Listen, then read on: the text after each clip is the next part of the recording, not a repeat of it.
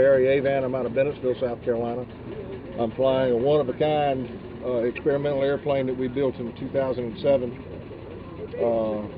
It's a mock-up of a Texan II, which is what the Air Force flies today. We are here for a Tuskegee event to honor the airmen and any of our veterans, but especially those who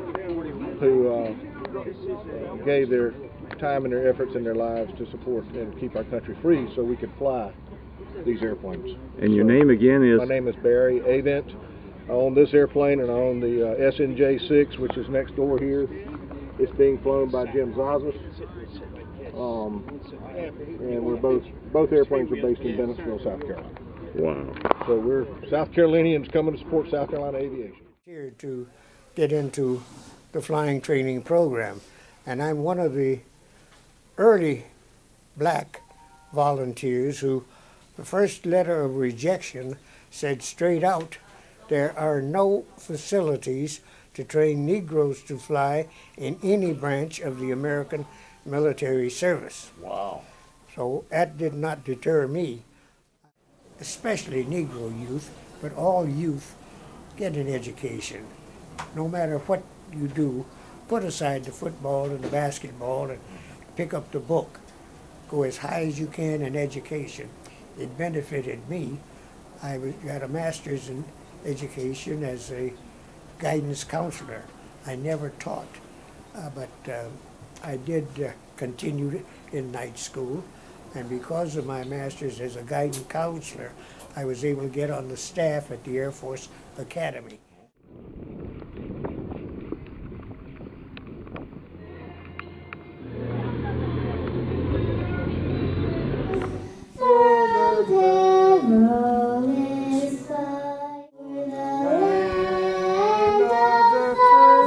I do represent the State Aeronautics Commission from this district.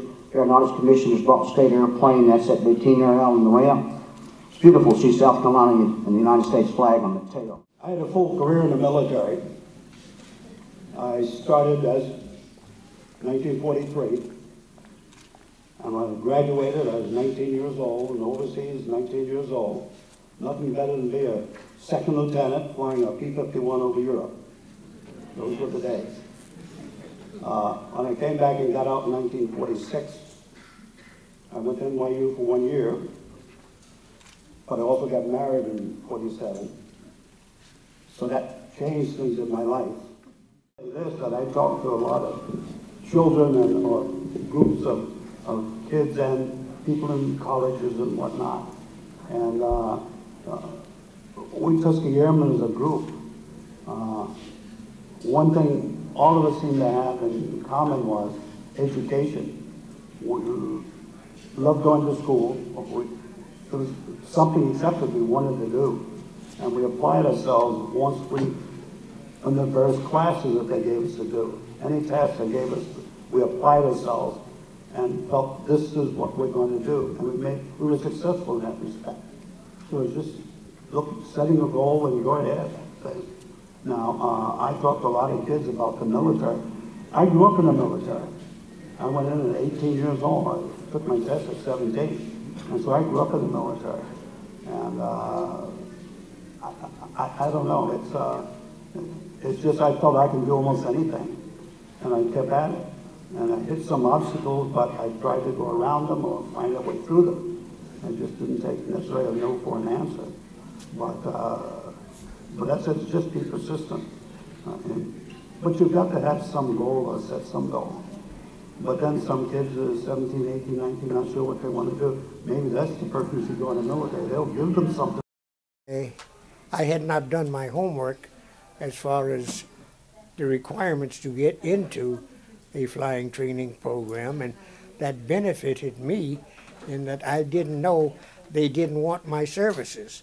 They meaning some of the whites and some of the high brass did not want Negroes in the flying. There were no Negroes in the Army Air Corps. There was nothing for them to do. There were 8 corps in the Army, and the Army Air Corps had no place for Negroes. I wanted to fly. I loved flying. I had never touched an airplane until I was fortunate enough to make it. But my getting in stems from my desire to fly.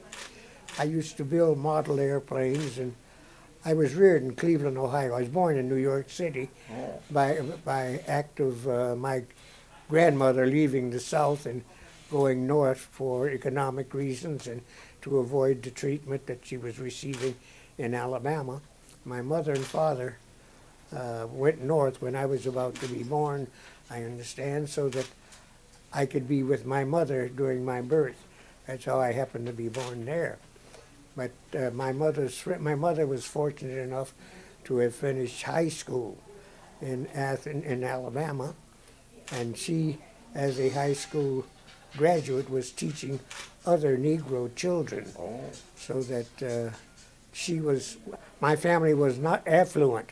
I'm asked many times, oh, you're from a wealthy, and no, we were dirt poor, if you want to call it that. But my desire to fly, again,